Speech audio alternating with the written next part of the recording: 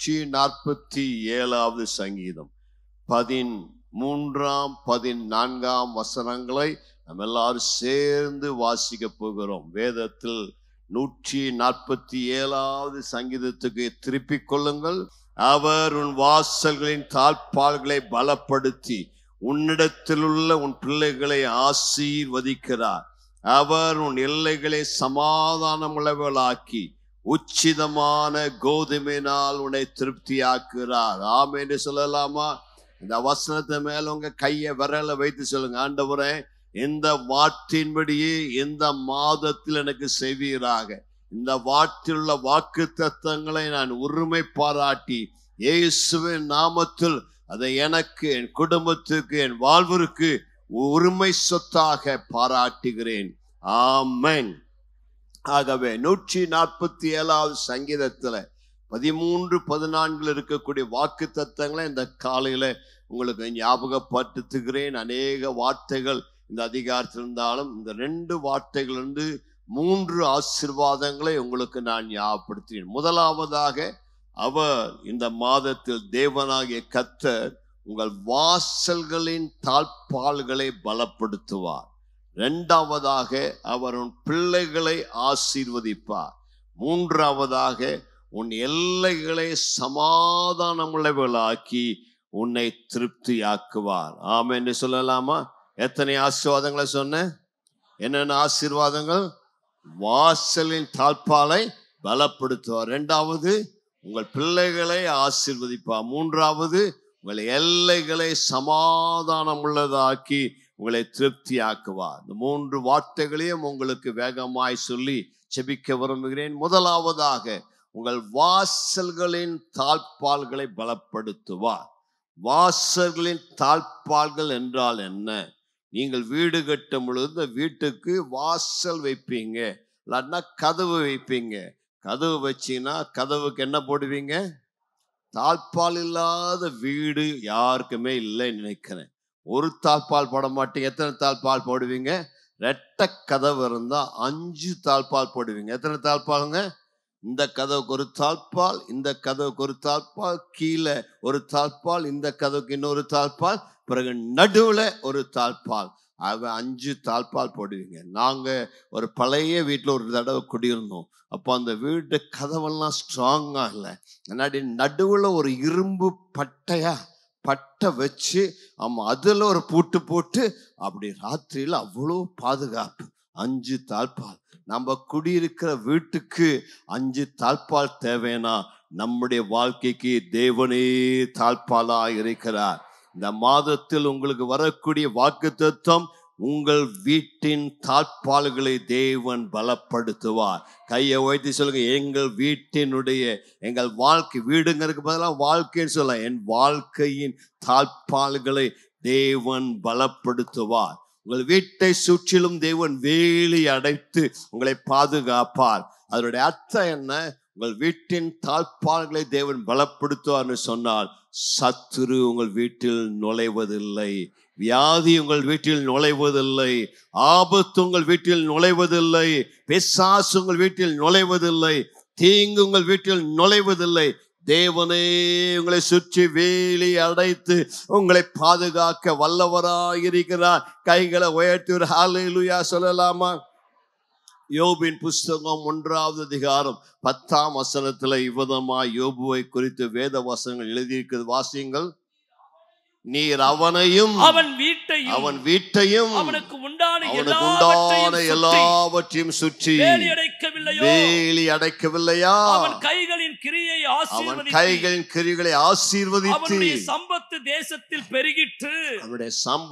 தேசத்தில் பெருகிற்று. 3 காரியங்கள், 3 வேலி சொல்ற. அவனை, அவன் வீட்டை, அவனுக்கு உண்டான எல்லாவற்றையும். பிறகு சொல்ற, நீ வேலி அடைத்தீர், என்னுடைய சம்பத்தை ஆசீர்வதித்தீர், என்னுடைய கைகளின் கிரியை ஆசீர்வதித்தீர். வேலி அடைத்தால் கர்த்தர் தெரிகிற 3 ஆசீர்வாதங்கள். உன்னுடைய சம்பத்தை ஆசீர்வதிப்பார். ஆமா, வேலி அடைப்பார். ஆமா, கர்த்தர் உன்னுடைய எல்லைகளை பாதுகாப்பார். ஆகவே இந்த நாள்ல பல சத்துருக்கள் உங்கள் குடும்பத்தை தாக்க பிரயாசப்படுகிறான். வியாதியாகிய சத்துரு, குடும்பத்துல சண்டை உண்டாக்குற சத்துரு, பிரிவினை உண்டாக்குற சத்துரு, மரணத்தை உண்டாக்குற சத்துரு, ஆமா, வருமானத்தை பட்சிக்கிற சத்துரு, பல சத்துருக்கள் உங்கள் வீட்டுக்குள் நுழைய ரெடியா இருக்கிறாங்க. ஆண்டவர் சொல்றார், நான் அந்த வீட்டை சுற்றி வேலி அடைத்திருக்கிறேன், வீட்டுக்குள்ள வர முடியாது. உங்களை 5 வேலியை சொல்ல போறேன். சீக்கிரமா அந்த 5 வேலியை பார்க்க போகிறோம். நேற்றைக்கு பாஸ்டர் கே ஆபிரகாம் கூட அந்த வார்த்தைகள் சிலவற்றை சொன்னார் என்றால், இந்த வார்த்தைகளை தேவன் உங்களுக்காக இந்த மாதத்தை தந்திருக்கிறபடியால் மீண்டும் அவர்களை உங்களுக்கு நினைப்பூட்டுகிறேன். 5 வேலிகள் ஒவ்வொரு தேவ பிள்ளையின் வாழ்வுக்கும் தேவை. பேனா இருந்தா குறித்து கொள்ளுங்க, அதை படிங்க, அதை உரிமை பாராட்டுங்க, கேளுங்க. முதலாவது, இயேசுவின் ரத்தமாகிய தாழ்பால். எல்லாரும் ஆமேன்னு சொல்லுங்க. முதல் தாழ்பால் என்னங்க? ஆமா, பழைய ஏற்பாட்டுல யாத்திராம் 12வது அதிகாரத்துல பார்க்கிறோம். ஒவ்வொரு குடும்பத்துக்கும் ஆண்டவர் ஒரு பஸ்கா ஆட்டுக்குட்டி சொன்னார். அந்த பஸ்கா மாதத்துல ஒரு ஆட்டுக்குட்டி கொண்டு வாங்க, அந்த ஒரு வயசுல ஆட்டுக்குட்டி அடிங்க, அதனுடைய ரத்தத்தை எடுத்து ஆண்டவர் சொன்னார், இந்த வாசல்களின் மேல் நிலைக்கால் சட்டத்திலும் 2 சட்டத்திலும் பூசுங்க. அப்படி மேல ரத்தம், 2 சட்டத்திலையும் ரத்தம் பூசுனா அது சிலுவை மாறி இருக்கிறது. ஒரு ஆமென் சொல்லலாமா? அப்படி சிலுவை அடையாளம் அப்பவே பஸ்கா ஆட்டுக்குட்டியை போட சொன்னா, அப்படி அந்த சிலுவை அடையாளத்தை வாசலின் மேற்சட்டத்திலும் 2 நிலைக்காலும் பூசுவீர்களானால் சங்கார தூதன் உள்ளே நுழைய மாட்டான் என்று தேவன் வாக்கு பண்ணினார். கைகளை உயர்த்தி ஒரு ஹல்லேலூயா சொல்லலாமா? அதான் இயேசுவின் ரத்தத்தின் வல்லமை. இயேசு கிறிஸ்துவின் ரத்தத்தை ஒவ்வொரு நாளும் உங்கள் வீட்டில் சொல்லி, ஆண்டவரே உம்முடைய ரத்த கோட்டைக்குள்ளாக எங்களை, எங்க பிள்ளைகளை, குடும்பத்தை, எங்களுக்கு கொடுத்த எல்லா சம்பத்தையும் ஒப்பு கொடுக்கிறோம். எங்கள் வீட்டை சுற்றி ரத்த வேலி போடப்படுவதாக கேட்டீங்கன்னா சத்துரு உள்ளே நுழைய முடியாது. உங்களுக்கு வெளியில கொள்ளை நோய் இருக்கலாம், திருடன் இருக்கலாம், வியாதி இருக்கலாம், பிரச்சனை இருக்கலாம். ஆனால் எந்த வீட்டில் ரத்தம் பூசப்பட்டிருக்கிறதோ அந்த வீட்டிலே சங்கார தூதன் உள்ளே நுழையாதபடி தேவன் பாதுகாக்க வல்லவராயிருக்கிறார். ஆகவேதான் சங்கீதக்காரன் சொல்லுகிறான், உன் பக்கத்தில் 1000 பேரும் உன் வலது புறத்தில் 10,000 பேரும் விழுந்தாலும் அது உன்னை அணுகாது, வாதை என் கூடாரத்தை அணுகாது. கையை உயர்த்தி சொல்லுங்க, இந்த ஜூன் மாதத்துல வாதையின் கூடாரத்தை அணுகாது. கொள்ள நோய் வரலாம், மழையினால, வெயில்னால பல நோய்கள் வரலாம். நான் ரத்த கோட்டைக்குள் நுழைந்து விட்டேன். கையை உயர்த்தி சொல்லுங்களேன், நான் ரத்த கோட்டைக்குள் நுழைந்து விட்டேன். என்னை, என் குடும்பத்தை, என் பிள்ளைகளை, எனக்கு உண்டான எல்லாவற்றையும் இயேசுவின் ரத்தத்துக்குள் ஒப்பு கொடுத்தபடினால் தீங்கு என்னை அணுகாது. நாகும் 1:15 விதமாய் சொல்லுகிறது, துஷ்டன் இனி உன் வழியாய் கடந்து வருவதில்லை, அவன் முழுவதும் சங்கரிக்கப்பட்டான். ஹல்லேலூயா! என்ன அருமையான ஒரு வாக்குத்தத்தம். துஷ்டன், ஆமா, பிசாசு உனக்கு பிரச்சனை பண்ணிக்கிறவன் வழியாய் வர்றதில்லை. என்னுடைய தாயார் உயிரோடு அந்த நாட்கள்ல எங்க வீட்டுல கதவை சாத்திருக்குதான் பார்க்க வேண்டிய வேலை அவங்க வேலை. அவங்க அதை பார்க்கலன்னா ராத்திரி தூங்க மாட்டான். என் மனைவி கூட அப்படிதான். நான் கதவை திறந்து வச்சுட்டே தூங்கிடுறேன். ஆமா, என் மனைவி, என்னுடைய தாயாரெல்லாம் ரொம்ப அதுல கெட்டிக்காரங்க. என்னுடைய தாயார் ராத்திரியில தூங்குறதுக்கு முன்னாடி ஒவ்வொரு கதவா போய் அந்த கதவு மேல கையை வச்சு இயேசுவின் ரத்தத்தை அந்த கதவுல சொல்றேன்னு சொல்லி ஜெபம் பண்ணிட்டு வருவாங்க. அதனால எங்க வீட்டுல திருடனே வரல, வியாதியே வரல, ஆமா, பாம்பு வரல, பூச்சி வரல, பூரான் வரல, தேள் வரல. எல்லா விஷ ஜந்துகளுக்கும் எல்லா தீமைகளுக்கும் கர்த்தர் எங்களை அற்புதமாய் விலக்கி பாதுகாத்தார். ஹல்லேலூயா! தேவன் உங்கள் வீட்டின் தாழ்பாளை பலப்படுத்துவாராக. இயேசுவின் ரத்தம் உங்கள் வீட்டில் பூசப்படுவதாக.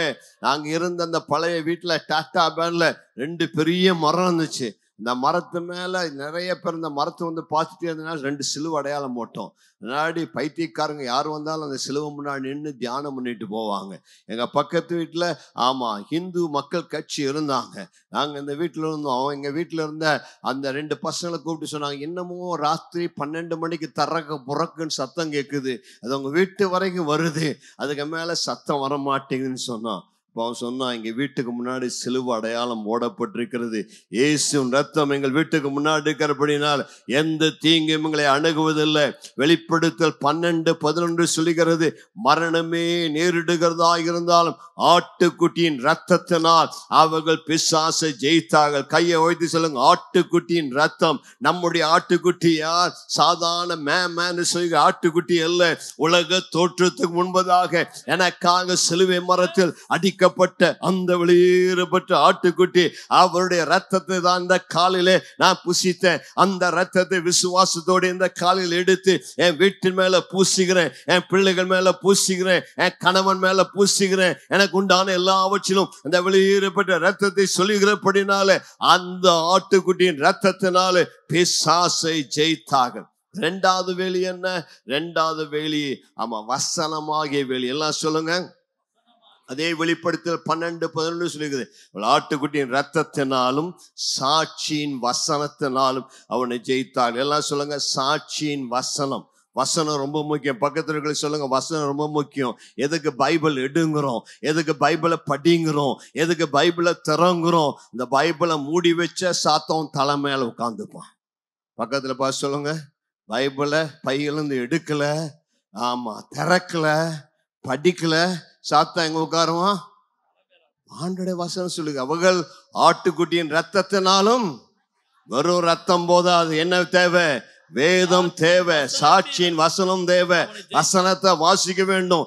எந்த விசுவாசி டெய்லி வசனத்தை வாசிக்கிறானோ அவனுக்கு ஜெயம் உண்டு, அவனுக்கு விடுதலை உண்டு, அவனுக்கு அற்புதம் உண்டு, அவனுக்கு கர்த்தர் கிரிகளை செய்வார். கர்த்தருடைய வேதத்தில் இரவும் பகலும் தியானமா இருக்க மனுஷன் பாக்கியவான். அவன் அசைக்கப்படுவதில்லை. கர்த்தர் அவனுக்கு துணையாக இருப்பார். அந்த வசனம் அவனை உயிர்ப்பிக்கும், அந்த வசனம் அவனை வழி நடத்தும். ஆகவே தான் டெய்லி பைபிளை படிங்கிறோம். சங்கீதத்திலேயே உட்கார்ந்து இருக்காத, முழு பைபிளையும் படி, நல்லா படி, டெய்லி படி, காலையும் படி, ராத்திரியும் படி. அந்த வசனம் உனக்கு ஒரு வேலியாக உன்னை பாதுகாக்க. அல்லேலூயா. ஒரு மந்திரவாதி ஒரு நாளில் ஒரு கிறிஸ்தவ வீட்டை தாக்க அவனுடைய பிசாசில் ஏவி விட்டான். ஜோஷுவாங்கிற மந்திரவாதி சிவகாசி இருந்தார். அவரே சொன்ன சாட்சி. நாங்கள் சின்ன பையனாகும் போது அவர் சொன்னா, பிசாசு அனுப்பிச்சு விட்டையா. அந்த இடத்துக்கு போனா அந்த பிசாசு அந்த வீட்டில் அழகான வசனங்கள், வீட்டு வாசலையும் உள்ளேயும் எல்லா இடத்துலையும் வசனத்தை பார்த்து, ஐயோ என்னோட இந்த வீட்டுக்குள்ள போக முடியல, வசனமா அந்த வீடு நிறைந்திருக்குன்னு திரும்பி வந்துருச்சான். உங்க வீட்டுல வந்தா சிவாஜி படம், எம்ஜிஆர் படம், ஜெயலலிதா படம், சரஸ்வதி படம், அந்த படம் இந்த படம் தொங்குது. இது நம்ம வீடு தான், கலர கோயில் தான். பிசாசு ஜாலியா உள்ள வந்துடுறான். காரணம் என்ன? சச்சின் டெண்டுல்கர் படம் தொங்குது, என்னென்னமோ படம் தொங்குது. ஆனால் எந்த வீட்டில் வேத வசனங்கள் தொங்குகிறதோ அந்த வீட்டிலே சத்துரு உள்ளே நுழைய மாட்டான். கைகளை உயர்த்தி ஒரு ஆமேன்னு சொல்லாமா? வீட்டுல 4 வசனத்தை தொங்க விடு, வீட்டுல அவர்கள் பார்க்கட்டும். கர்த்தருடைய வசனத்தை பார்க்கும் பொழுது சத்துரு உள்ளே நுழைவதில்லை. 2வது வேலி வசனமாகிய வேலி. 3வது வேலி 91வது சங்கீதம் 11ஆம் வசனத்தை வாசிங்க. சங்கீதம் 90. வழிகளில் எல்லாம் உன்னை காக்கும்படி, உன் வழிகள் எல்லாம் உன்னை காக்கும்படி உனக்காக தம்முடைய தூதர்களுக்கு கட்டளையிடுவார். 3வது வேலி, தேவன் தம்முடைய தூதனை அனுப்பி உன்னை பாதுகாக்கிறார். கைகளை உயர்த்தி சொல்லுங்க, தூதனை எனக்கு அனுப்புவதற்காக ஸ்தோத்திரம் ஆண்டவரே. போன வாரம் ஒரு அம்மா சாட்சி கொடுத்தா, நான் கீழே விழுந்தேன், எப்படி எந்திரிச்சேன்னு தெரியல, யாரோ என்னை கைப்பிடித்து தூக்கி விட்டது போல இருக்கிறது. அல்லேலூயா. எனக்கு 70 வயசாச்சு. நான் ஓடுகிறேன், வேகமா நடக்கிறேன், பிரயாணம் பண்ணிக்கிறேன். என் கால் இடராதபடி, எனக்கு ஒரு ஆபத்து வராதபடி கர்த்தர் எனக்கு தூதர்களை வைத்திருக்கிறார், வலது பக்கத்துல இடது பக்கத்துல. அதனாலதான் கர்த்தர் இதுவரை என்னை தாங்குகிறார், ஏந்துகிறார், பாதுகாக்கிறார், ஆபத்துகளுக்கு விபத்துகளுக்கு தப்பு வைக்கிறார். எல்லா கைகளை உயர்த்தி நன்றி சொல்லலாமா? ஆண்டவரே, உம்முடைய தூதர்களுக்காய் ஸ்தோத்திரம். பிரதர், இன்னைக்கு உங்க வீட்டை சுற்றி ஒரு தூதன் பாதுகாக்கிறார். உங்க வீட்டை சுற்றி தூதன் பாதுகாக்கிறார். நாங்க எவ்வளவு தனிமையான இடங்கள் இருந்திருக்கிறோம். வடவழியில எங்களை சுற்றிலும் எந்த வீடுமே கிடையாது, தனி காடுமா இருந்தது. அந்த வீட்டுல நானும் மனைவி 2 குட்டி குழந்தைகளோட 2-3 வருஷம் குடியிருந்தோம். ஒரு திருடம் கூட, அந்த வீடு ஒரு ஓப்பன் வீடு, காம்பவுண்ட் எட்டி குச்சா வீட்டுக்குள்ள வந்துடலாம். ஆனா கூட எங்கள் வீட்டை சுற்றி தேவன் தூதர்களை அனுப்பி பாதுகாத்த ஆண்டவர் உங்கள் வீட்டை சுற்றி பாதுகாக்க வல்லவராக இருக்கிறார். ஹல்லேலூயா. உங்கள் குடும்பத்தை சுற்றி தேவன் பாதுகாக்க வல்லவராக இருக்கிறார். கர்த்தருக்கு மகிமை உண்டாவதா. பல சாட்சிகளை சொல்லலாம், நேரம் நமக்கு இல்ல, கடந்து போவோம். நான்காவதாக என்ன பாதுகாப்பு? சகரியா 2:5 வாசிங்க. சகரியா, நான் அதற்கு சுற்றிலும் அக்கினி மதிலாயிருந்து. அக்கினி மதிலாயிருந்து. எல்லாம் சொல்லுங்க, அக்கினி மதிலாயிருந்து. அக்கினி மதிலாயிருந்து. நல்ல சத்தமா சொல்லுங்க, அக்கினி மதில். கைகளை வச்சு சொல்லுங்க, ஆண்டவரே வீட்டை சுற்றி ஒரு அக்கினி மதிலை வைப்பீராக. ஒரு அக்கினி மதில் வீட்டை சுற்றிலும் இருப்பதாக. ஹல்லேலூயா. நான் அவன் வீட்டை சுற்றிலும் அக்கினி மதிலாயிருந்து அதற்கு மகிமையாய், அதன் நடுவில் மகிமையாய் இருப்பேன் என்று கர்த்தர். அக்கினி மதில்னா என்ன? ஆவிலே நிரம்பி ஜெபிப்பது, அந்நிய பாஷையிலே ஜெபிப்பது. எந்த விசுவாசி தினந்தோறும் ஆவிலே நிறைந்து அந்நிய பாஷையிலே ஜெபிக்கிறானோ அவன் வீட்டுக்குள் சத்துரு நுழைய முடியாது. மீண்டும் அதே மந்திரவாதி சிவகாசியில இருந்த ஜோஷுவான்றவர் சாட்சி கொடுத்தார். அவருடைய மகன் இன்னும் சிவகாசியில ஊழியம் செய்கிறார். அவர் பார்த்தேன். அவர் சொந்த மந்திரவாதி ஜோஷுவா சொன்ன சாட்சி, அவர் பேரை மாத்திட்டார். முதல்ல வேற பேர் சுப்பிரமணியம் நினைக்கிறேன். ஆனா அந்த அவர் பேர் அவர் ஜாஷுவான் மாத்திட்டார். அந்த காலத்துல எங்க சர்ச்செல்லாம் சாட்சி கொடுத்துருக்க சொன்னாரு. ஒரு முறை யாரோ ஒரு காசு கொடுத்தாங்களாம், ஒரு கிறிஸ்தவனை போய் அடிச்சுட்டு வா, கொன்னுட்டுவான்னு சொல்லி.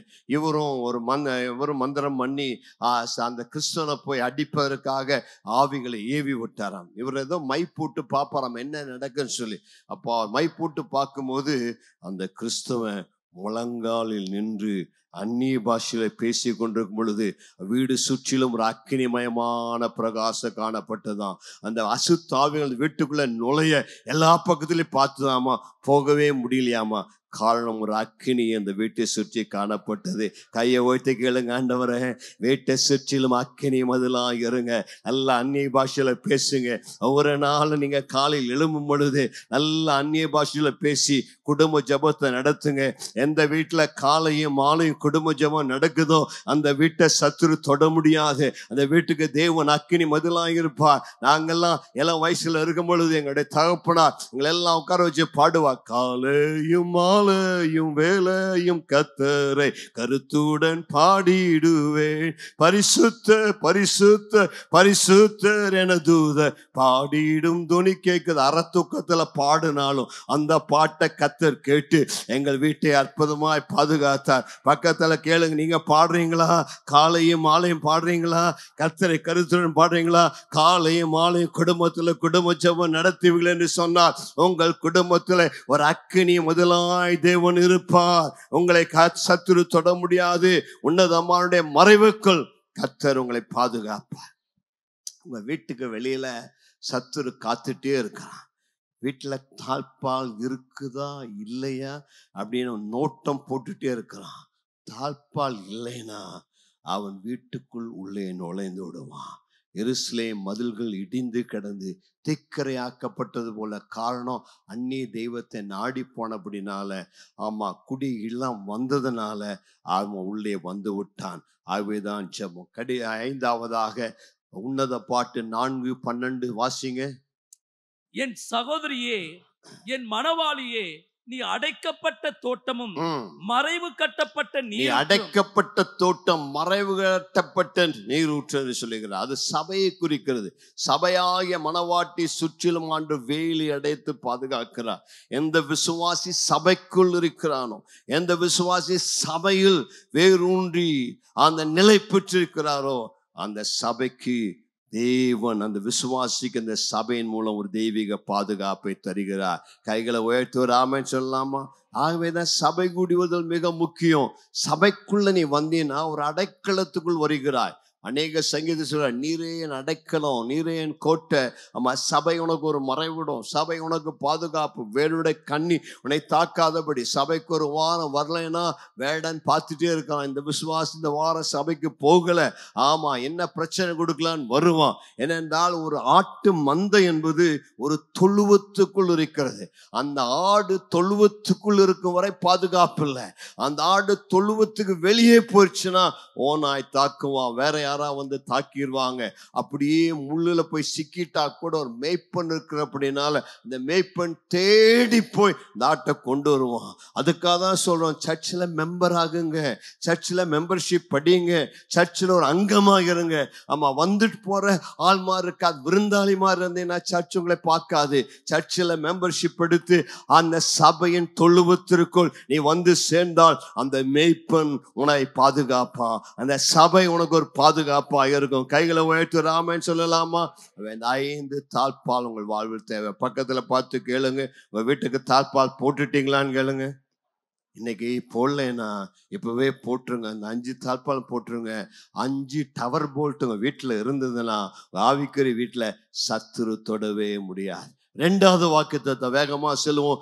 அவர் உன் பிள்ளைகளை ஆசீர்வதிக்கிறார். கையை உயர்த்தி சொல்லுங்க, ஆண்டவரே இந்த மாதத்தில் என் பிள்ளைகளை ஆசீர்வதிக்க போறக்காய் சோத்திரம். ஆண்டவரே என் பிள்ளைகளை நீர் ஆசீர்வதித்து உயர்த்த போறக்காய் சோத்திரம். அது தேவனுடைய வாக்குத்தத்தம். ஜூன் மாதம் ஸ்கூலுக்கு போகிற பிள்ளைகள், காலேஜுக்கு போகிற பிள்ளைகள் எப்படி ஃபீஸ் கட்டுவோம், என் பிள்ளை நல்லா படிப்பானா, எந்த ஸ்கூல்ல இடம் கிடைக்கும், என்ன அட்மிஷன் கிடைக்கும், இந்த வாக்குத்தத்தத்தை மேல கையை வைத்துக் கொள்ளுங்க. ஆண்டவரே நான் உம்மை சேவிக்கிறபடினால் நீர் என் பிள்ளைகளை ஆசீர்வதிப்பீர். என் பிள்ளைகளுக்கு வியாதி வராது, என் பிள்ளைகளை நோய் தாக்காது, என் பிள்ளைகளுக்கு ஆபத்து வராது, விபத்து வராது. என் பிள்ளைகளை ஆசீர்வதித்து பாதுகாக்கிற தேவன். கைகளை உயர்த்தி ஆமென் சொல்லாமா? 5 வாக்குத்தத்தத்தை வேகமா சொல்லுகிறேன். நீங்க நன்றாக கவனித்துக் கொள்ளுங்கள், இந்த வார்த்தைகளை பிடித்துக் கொள்ளுங்கள். கர்த்தர் அந்த வார்த்தைகளை உங்களுக்கு ஆசீர்வதிப்பாராக. முதலாவது, உங்கள் பிள்ளைகளுக்கு தானியேல் போல ஞானத்தை தருவார். ஆமா, தானியேல் 10 மடங்கு சமர்த்தனா இருந்தான் பாபிலோனின் ஞானிகளை காட்டிலும். தானியேலுக்குள் விசேஷித்த ஆவி இருந்தது. கையை வைத்து சொல்லுங்க, ஆண்டவரே என் பிள்ளைகளுக்கு தெய்வீக ஞானம் தரப்படுவதாக. பூமிக்குரிய ஞானம் அல்ல, பரத்திலிருந்து இறங்கி வருகிற ஞானம், கர்த்தருக்கு பயப்படுகிற ஞானம் என் பிள்ளைகள் மேல் இறங்கி வருவதாக. 2வது, விரிவா சொல்ல எனக்கு நேரம் இல்லை. 2வது, தேவனுடைய தயவு உண்டாகும். ஒரு ஆமென் சொல்லலாமா? கர்த்தருடைய தயவு உங்கள் பிள்ளைகள் மேல் உண்டாவது. கையை வச்சு சொல்லுங்க, ஆண்டவரே இந்த மாதத்துல என் பிள்ளைகள் பேர்ல தேவ தயவு நிறைவாய் இறங்கி வருவதாக. ஏசாயா 61:9 சொல்லுகிறது, உன் சந்ததி, உன் பிள்ளைகள் ஜாதிகள் நடுவில் அறியப்பட்டிருக்கும், அவள் கர்த்தரால் ஆசீர்வதிக்கப்பட்ட பிள்ளைகள் என்று எல்லாரும் சொல்லுவாங்க. உன் பிள்ளையை பார்த்தாலே சொல்லுவான், இவன் கர்த்தரால் ஆசீர்வதிக்கப்பட்டவன், உன் சந்ததி கர்த்தரால் ஆசீர்வதிக்கப்பட்டவன். அவன் பிள்ளைகள் பேர்ல தேவ தயவு ஏராளமாய் பெருகியிருக்க. 3வது, உன்னுடைய பிள்ளைகள் நல்லா 144வது சங்கீதம் 12ஆம் வசனத்துல சொல்லப்பட்டது போல உன்னுடைய பிள்ளைகள் குமாரர்கள் ஓங்கி வளருகிற விருட்சங்களைப் போல, குமாரத்திகள் நல்ல அரண்மனையில் சித்திரம் தீர்க்கப்பட்ட மூளை கற்களை போல இருப்பாங்க. எதற்கு தாழ்பால் போடுறாங்கன்னா, ஆசாரியை கேட்டீங்கன்னா சொல்லுவான், அந்த கதவு பெண்டாக கூட, பெண்ட நிமித்தருக்காக ஆசிரிப்பு கூடாரத்துல 11 தாழ்பால் இருந்தது. எதற்கு 11 தாழ்பால் ஆசிரிப்பு கூடாரத்துல போடப்பட்டதுன்னா, அந்த கதவு பெண்டாக கூடாங்கிறதுக்காக. உன் பிள்ளைகளுக்கு ஆண்டவர் தாழ்பால் போட்டா உன் பிள்ளைகள் குனிந்து நிற்க மாட்டாங்க, உன் பிள்ளைகள் நிமிர்ந்து நிற்பாங்க. உன் பிள்ளைகள் ஒளிமுக வாசல்ல அம்பரா துணி நிறைந்தவர்களாய், ஒளிமுக வாசல் நாணமடையாதபடி சத்துருக்களை சந்திக்க ஆயத்தமாக இருப்பார்கள். கைகளை உயர்த்தி, என் பிள்ளைகள் உயர்ந்திருப்பார்களாக, வெட்கப்படாதபடி நிமிர்ந்து நிற்பார்களாக. எங்கிருந்தால் நல்ல நிமிர்ந்து நின்று அவர்கள் தலை குனிவை உனக்கு ஏற்படுத்த மாட்டான். என் பிள்ளை இப்படி பண்ணிச்சான் சொல்ல வேண்டிய அவசியம் இருக்காது. உன் பிள்ளையினுடைய வாழ்க்கை கர்த்தர் ஆசீர்வதித்தார். ஜாதிகளுக்குள்ளே, ஜனங்களுக்குள்ளே உன் பிள்ளை ஆசீர்வதிக்கப்பட்ட பிள்ளை. டீச்சர் கூட்டு பாராட்டுவாங்க, இப்ப ஏற்பட்ட பிள்ளை பெத்தையமா நீ ஆசீர்வதிக்கப்பட்டு சொல்லுவாங்க. கர்த்தரின் பிள்ளையை ஓங்கி வளருகிற விருட்சமாக, அரண்மனையில் சித்திரந்திருக்கப்பட்ட மூளை கற்களை போல ஆசீர்வதிப்பாராக. ஆமென் சொல்லலாமா? உன் பிள்ளைக்கு நல்ல கல்யாணம் நடப்பதாக, நல்ல மாப்பிள்ளை கிடைப்பாராக, நல்ல இடத்துல செட்டில் ஆவார்களாக. பிள்ளைகளை கர்த்தர் ஆசீர்வதிப்பாராக. 4வது, உம்முடைய பிள்ளைகள் அவர்கள் உயர்ந்த இடங்கள் ஏறி இருப்பார்கள். அம்மா தகப்பனா யாக்கோபுடைய சுதந்திரத்தால் உங்களை போஷிப்பேன். ஏசாயா 58:14 சொல்லுகிறது, அவன் பிள்ளைகளை உயர்ந்த இடத்துல நல்ல வேலையை கத்த கிடைக்க செய்வா. அவன் படிச்சுட்டு பலர் வேலை தேடுவாங்க, உன் பிள்ளைக்கு கத்த நல்ல வேலை தருவா, நல்ல சம்பாதித்து தருவா, ஒரு குறையுமே இருக்காது. 5வதாக உன் பிள்ளையினுடைய சமாதானம் பெரிதாக இருக்கும். உன் பிள்ளைகளுக்கு எதிராக எழும்புகிற ஆயுதங்கள் ஒன்று வாய்க்காமல் போகும். ஏசாயா 54:17-10 இந்த வார்த்தையெல்லாம் பிடித்து கொண்டு கேளுங்க. கடைசியா 3வது வார்த்தை சொல்லி முடிக்கிறேன். 1 நிமிடம் 2 நிமிடம் இருக்கிறது பார்க்கிறேன். அவர் உன் எல்லைகள் எல்லாம் சமாதானம் உள்ளவைகளாக்கி உசிதமான கோதுமையினால் உன்னை திருப்தி ஆக்குறார். ராமாயணம் சொல்லலாமா? கையை உயர்த்தி சொல்லுங்க, ஆண்டவரே என் எல்லைகள் எல்லாம் சமாதானம் உள்ளவர்களாக இருப்பதாக. உங்க எல்லைனா எதுங்க? எது உங்க எல்லை? ஆமா, நம்ம இந்திய தேசத்துக்கு எல்லை பாகிஸ்தான் பார்டர், சீனா பார்டர். அடிக்கடி சண்டை வந்துட்டே இருக்குது.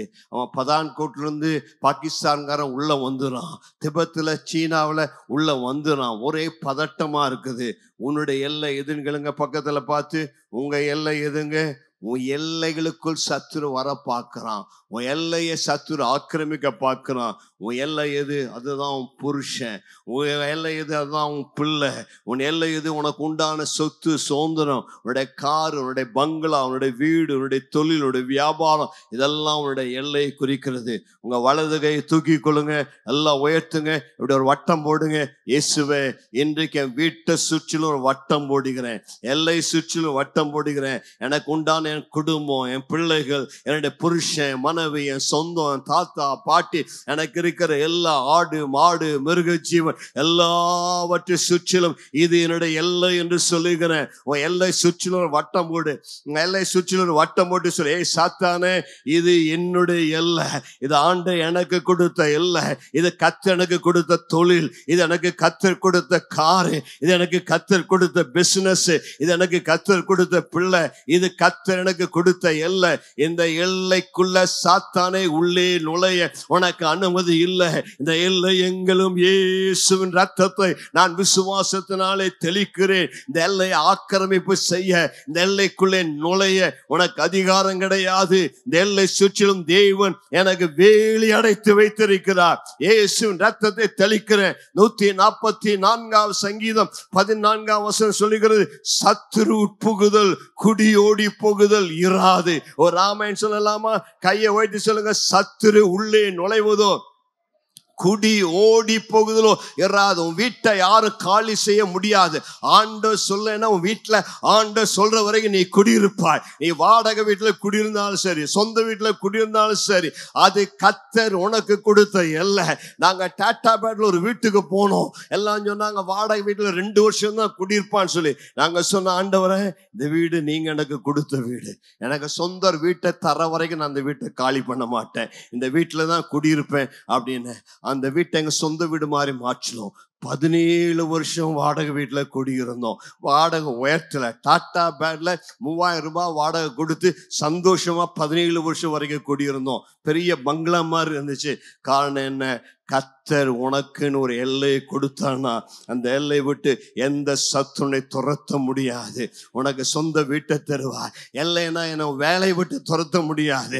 வேலை விட்டு யாரும் டிஸ்மிஸ் பண்ண மாட்டாங்க. நீ கர்த்தருக்கு பயந்திருந்தால் உன்னுடைய வீட்டை கர்த்தர் ஆசீர்வதிப்பார், உன் வேலையை கர்த்தர் ஆசீர்வதிப்பார், சொந்த வீட்டு உனக்கு தருவார். அந்த வாசம் வீடு இல்லைன்னா கையை உயர்த்தி கேளுங்க, ஆண்டவரே அப்போஸ்தலர் 17:26 படி நாங்கள் குடியிருக்கும் எல்லைகளை நிர்ணயிக்கிற தேவன் இந்த மாதத்தில் நான் குடியிருக்கும்படியான எல்லை எனக்கு நிர்ணயிப்பீராக, எனக்கு சொந்த வீட்டை தருவீராக. நீ சொந்த வீட்டை கட்டி குடியிருப்பாய் சொன்னீங்கல்ல, அதுபோல அப்போஸ்தலர் 17:26 படி எனக்கு என்னுடைய குடியிருப்பின் எல்லையை நிர்ணயித்து வசதியான நல்ல வேலையை தருவீராக.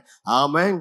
யோபு 38:10 சொல்லுகிறது, நான் அதற்கு எல்லையை குறித்து அதற்கு தாழ்பால்களையும் கதவுகளையும் போட்டு என்று சொல்லுகிறார். எதை குறித்து சொல்லுகிறார்னா, சமுத்திர அலைகள். சமுத்திர அலைகளுக்கு கூட ஆண்டு தாழ்பால் போடுறாரா? உங்களால முடியுங்களா? பைபிள் படிச்சு பாருங்க, படிங்க.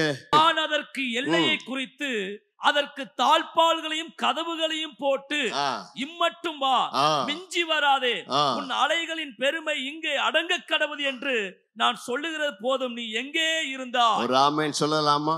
இந்த வசனத்தின் ஆழம் உங்களுக்கு தெரியுமா? இந்த வசனத்தின் அர்த்தம் உங்களுக்கு தெரியுமா? ஆண்டவர் எதற்கு தாப்பால் போடுறாரு? சமுத்திரத்துக்கு. இன்னைக்கா போய் பார்த்துருக்கீங்களா? சமுத்திரத்தை கரையோரம் நின்று யோசிச்சிருக்கீங்களா? ஏண்டா இந்த அலை இது வரைக்கும் தான் வருது, இதுக்கு மேலே ஏன் வரும்? அது அப்படி பொங்கி ஆக்ரோஷமா வருது. வந்தாலும் கரையோரம் வந்தோன்னு கீழே போயிடுது, பின்னாடி போயிடுது. ஆமா, அதுக்கு மேலே வர முடியாது. காரணம் என்ன? கடல் அலைகளுக்கும் ஒரு எல்லையை வைத்து இதுக்கு மேல் வராத, இதுதான் உன் லிமிட்டு, இதுக்கு மேலே மனுஷனை கொடுத்துட்டு நிறுத்தி வச்சிருக்கிறார். அதனாலே தான் அது என்னதான் பொங்குனாலும் வர்றதில்லை. ஆமாம், புயல் வந்தால் மட்டும் கர்த்தர் கொஞ்சம் இன்ச்சு கொடுத்துறா, சரி போடா அப்படின்னு சொல்லி கொஞ்சம் பேர் கீழ்ப்படியாமல் போனதுனால. அதனுடைய அர்த்தம் என்ன? உடைய வாழ்க்கையில் எப்பேற்பட்ட புயல் போராட்டம் வந்தாலும், எப்பேற்பட்ட பிரச்சனை வந்தாலும், அந்த புயல்களுக்கு போராட்டங்களுக்கு அதற்கும் ஒரு எல்லையை குறித்து அவர் சொல்றார். இதுக்கு மேல என் பிள்ளையை தொடாத, இதுக்கு மேல என் பிள்ளையை சோதிக்காத, அவனுக்குள்ள நான் ஒரு தாழ்பால் போட்டு வச்சிருக்கிறேன், இவ்வளவுதான் உன் லிமிட் என்று சொல்லி கடல் அலைகளை பார்த்து இறையாதே, அமைதியாயிரு என்று சொல்லி பாதுகாக்கிற தேவன் இந்த மாதத்தில் உனக்கு துணையாய் நிற்கிறார். உனக்கு பாடுகள் வந்தால், பிரச்சனை வந்தால் உன்னை கைவிடவே மாட்டார். உனக்கு உதவி செய்கிற நல்ல தேவன். ஏசியா 60:18 குறித்து கொள்ளுங்க, வீட்டில் போய் வாசிங்க. உங்க வீட்டுக்கு நீங்க துதியின் பேர் வைங்க, உங்க வீட்டுக்கு நீங்க ரட்சிப்புன்னு பேர் வைங்க, உங்க வீட்டுக்கு யெகோவா ஷம்மா, யெகோவா ஷாலோம் என்று பெயர் வைங்க. என் வாசல்களுக்கு, நான் மதில்களுக்கு ரட்சிப்பு என்று பெயர் சூட்டுகிறேன். எந்த பெலிஸ்தீனும் எந்த சத்துரும் வீட்டுக்குள்ள நுழைய முடியாது. இங்கிலாந்துல இருந்து ஒரு ஃப்ரெண்டை வந்தா, ஸ்காட்லாந்து, ஒரு வீட்டுக்கு ஒரு பேர் சொல்லுனார். நாங்கள் அடிக்கடி ஒருத்தர் பார்த்து ஸ்தோத்திரம் ஸ்தோத்திரம் சொல்றதுனால அவர் ஸ்காட்லாண்ட்ல போய் கடல் அருகே இருக்க அந்த வீட்டுக்கு ஸ்தோத்திரம்னே பேர் வச்சார். என்ன பேர் வச்சாரு? இன்னைக்கும் அந்த வீடு அங்கே இருக்குதுன்னு நினைக்கிறேன். ஸ்காட்லாண்டில் அபர்டீன் ஷேரில் ஸ்தோத்திரம்னு பேர் வச்சா. உங்கள் வீட்டுக்கு துதின்னு பேர் வைங்க. ஆமாம், உங்கள் வீட்டுக்கு ஸ்தோத்திரம்னு பேர் வைங்க, உங்கள் வீட்டுக்கு ரெட்சிப்புன்னு பேர் வைங்க, உங்கள் வீட்டுக்கு யெகோவா ஷாலோம் என்று பேர் வைங்க. உங்கள் வீட்டில் சமாதான கர்த்தர் தங்கி இருப்பாராக. கடைசியாக அந்த வசனத்தை வாசிங்க. 147, 14, 146, 13 வாசிங்க. அவர் உன் எல்லைகளை சமாதானம் உள்ளவைகளாக்கி உச்சிதமான கோதுமையினால் உன்னை திருப்தியாக்குகிறார். ஹல்லேலூயா. கைகளை உயர்த்தி சொல்லுங்க, உச்சிதமான கோதுமை. நல்ல கையை வச்சு சொல்லுங்க, இந்த மாதத்துல, ஜூன் மாதத்துல உன்னை திருப்தியாக்கி வழி நடத்துகிற தேவன். எழுந்து நில்லுங்க. உச்சிதமான கோதுமை கண்மலை தேனினால் உன்னை திருப்தியாக்குவார். 146 சங்கீதம் 13 வசனத்தை படிச்சு பாருங்க. உங்க வீட்டுல இருக்கிற ஆடு மாடெல்லாம் கொழுத்து இருக்கும். ஆமா, உங்க கோழிக்கு பேரே போண்டா கோழின்னு வைப்பாங்க. கோழி வளர்த்துனீங்கன்னா, அந்த காலத்துல போண்டா கோழி இருந்துச்சு, இப்ப இருக்குதான்னு எனக்கு தெரியல. ஆனா உங்க கோழி போண்டா மாதிரி நல்ல குண்டு குண்டுன்னு இருக்கும். உங்க வீட்டுல இருக்கிற எல்லாமே ஆடு மாடு எருதுகள் கூட பழைத்தவிழா இருக்கும். உங்க வீட்டுல இருக்கக்கூடிய மாடு ஆடு கண்ணெல்லாம் பார்த்தா ஒல்லியா இருக்காது. ஆமா, உங்க வீட்டுல இருக்க எல்லாவற்றையும் கர்த்தர் பழுகி பெருக செய்வார். ஹல்லேலூயா. நீங்கள் சுகமாயிருப்பீர்கள். உங்களை கர்த்தர் கோதுமையினால், உசிதமான கோதுமையினால திருப்தியாக்குவார். கண்மலை தேனினால் நிரப்புவார். இன்னொரு தாழ்பால சொல்றேன், அது ஏசியா 45:3 இருக்கிறது.